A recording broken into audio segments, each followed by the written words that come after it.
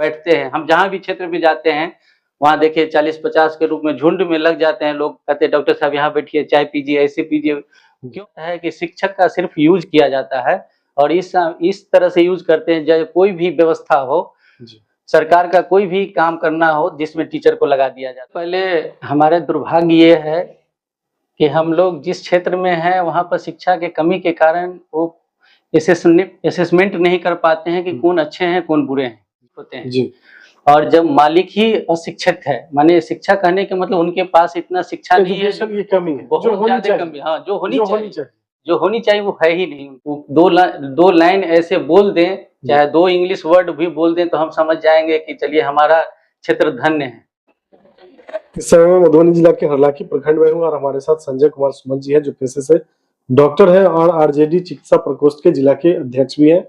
अभी जो विगत 6-7 महीनों के बाद चुनाव होना है बिहार विधानसभा का, उन्हीं सब मुद्दों पर चर्चा करेंगे। लेकिन सबसे पहले जानेंगे कि आज भी हरलाखी की मूलभूत समस्या क्या है, जिसका समान विगत कई वर्षों में समाधान नहीं हो पाया, क्योंकि यहाँ से जो विधायक हैं आरजेडी जेडीयू से है, माफ कीजिएगा, और जो सांसद है वो बीजेपी से है। कहने का मतलब है कि सत्ताधारी दल के सांसद और विधायक है, बावजूद उसके आज भी यहाँ की शिक्षा और स्वास्थ्य की व्यवस्था पटरी से उतरी हुई है।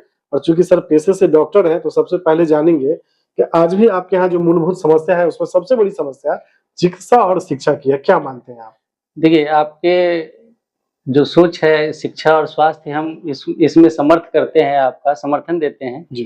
क्योंकि शिक्षा से ही सब कुछ होता है और शिक्षा का स्थिति आप जानते ही हैं कि लेवल कितना डाउन है अभी। इतना ज़्यादा गिरा हुआ शिक्षा है जिसमें आप सोच भी नहीं सकते हैं, जिसमें बहुत सारा कारण भी रहा है। जो हमारा जो शिक्षा में जो टीचर के बहाली होता है वो पद्धति में थोड़ा सा पहले गड़बड़ हो चुकी है। तो गड़बड़ हो चुकी है और शिक्षक बहाल हो गए हैं तो उनको निकाला भी नहीं जा सकता है और बदला भी नहीं जा सकता है, जिसके कारण उनको एक उपाय किया जा सकता है। उसको ट्रेंड कितना अच्छा आप कर सकते हैं अभी इस लेवल पे, ये थोड़ा ध्यान देना होगा। लेकिन सरकार की ओर से तो कोई नजर ही नहीं जाता है कि शिक्षक का सिर्फ यूज किया जाता है और इस तरह से यूज करते हैं जब कोई भी व्यवस्था हो, सरकार का कोई भी काम करना हो जिसमें टीचर को लगा दिया जाता है, तो जो बच्चे हैं उस पर नजर नहीं रख के वो दूसरे काम पे नजर रखते हैं, तो उन शिक्षा व्यवस्था में सुधार क्या होगी आप खुद अच्छा से जान सकते हैं। आपके जो विधायक है सुधांशु शेखर, दूसरा बार है इनका, जी, दूसरा कार्यकाल है। जी। तो 10 सालों में जो विकास होना चाहिए हरलाखी का वो हुआ है क्या? सर सबसे पहले हमारे दुर्भाग्य ये है कि हम लोग जिस क्षेत्र में हैं वहाँ पर शिक्षा के कमी के कारण वो असेसमेंट नहीं कर पाते हैं कि कौन अच्छे हैं, कौन बुरे हैं। आप समझ सकते हैं जो विधायक उस क्षेत्र का गार्जियन होते हैं और गार्जियन इन सेंस आप कह देते हैं कि ऑनर होते हैं, मालिक होते हैं। और जब मालिक ही अशिक्षित है, माने शिक्षा कहने के मतलब उनके पास इतना शिक्षा नहीं है, की कमी है, बहुत ज़्यादा कमी। हाँ, जो होनी चाहिए वो है ही नहीं उनके पास।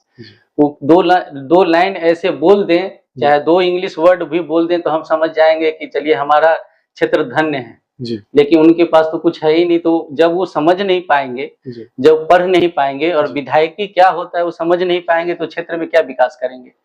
10 साल वो रह चुके जरूर विधायक, सिर्फ अपना पॉकेट गर्म करने के लिए।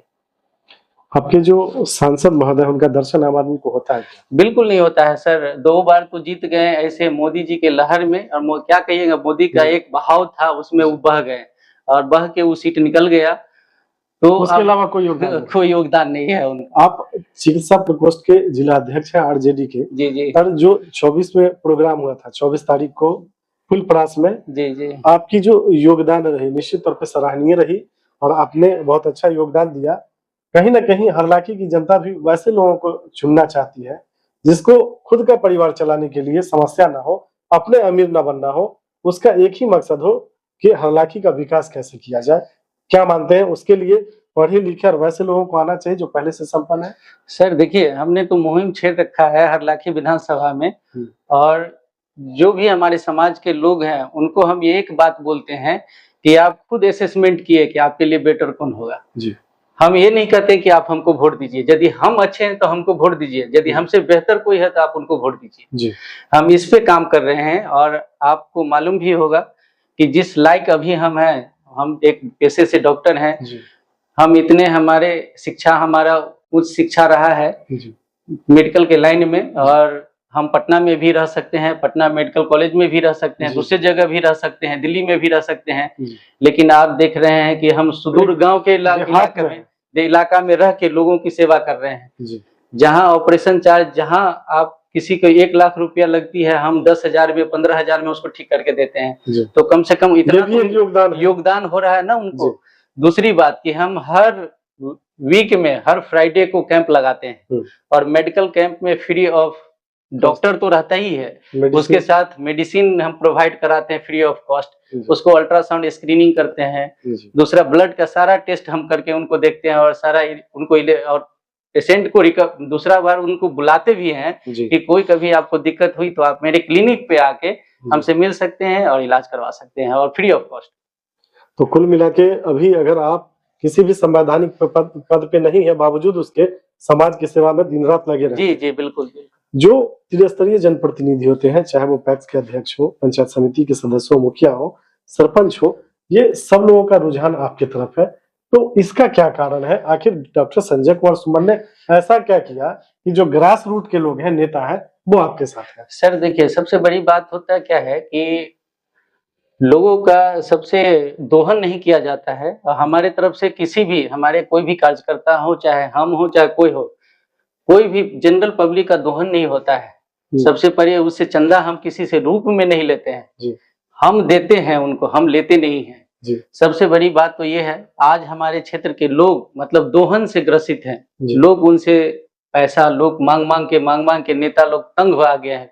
लोग नेता को देख के भाग रहे हैं, लेकिन हमारे पास दौड़ के लोग आ रहे हैं, बैठते हैं। हम जहां भी क्षेत्र में जाते हैं वहां देखिए 40-50 के रूप में झुंड में लग जाते हैं लोग, कहते हैं डॉक्टर साहब यहाँ बैठिए, चाय पीजिए, ऐसे पीजिए।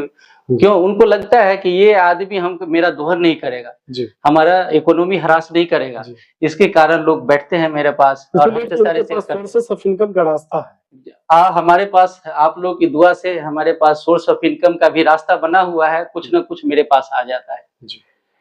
हरलाखी की जनता से आप क्या अपील करेंगे? हरलाखी की जनता से बस हम एक ही अपील करते हैं कि आपके लिए जो अच्छा है और जो आपका रिप्रेजेंटेटिव बन सकता है, और आपको लगता है कि हमारे दुख और हर घड़ी में आप कोई भी ऐसे व्यथा हो जाए, आपके पास आ जाए और आपके साथ खड़ा रहे कोई, तो उनका आप लोग जरूर मदद कीजिए, आप उनके साथ जरूर रहिए, यही हम उनसे मतलब विनती करते हैं। डॉक्टर संजय कुमार सुमन जी के लिए विकल्प खुला हुआ है?